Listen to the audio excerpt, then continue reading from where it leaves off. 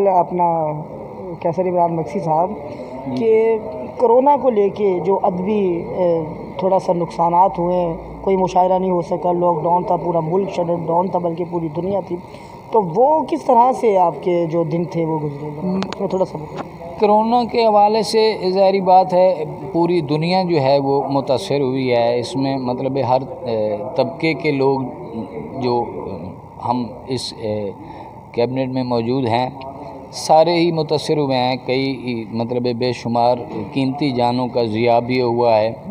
موت تو حق کا رستہ ہے، مگر کرونا نے جس قدر پوری دنیا کو اپنی لپیٹ میں لیا اور یہ سلسلہ چلتا رہا، میں نہیں سمجھتا کہ کرونا کی وجہ سے کوئی ادبی تقریبات تو متاثر ہوئی ہیں. ظاہری بات ہے کہ وہ ادبی تقریبات تو بند رہی ہیں، لیکن ادبی تخلیقی سفر جو ہے وہ میں نہیں سمجھتا کہ کسی شاعر نے لکھنا چھوڑ دیا ہو یا کسی نے کچھ نہ لکھا ہو، وہ چلتا رہا ہے.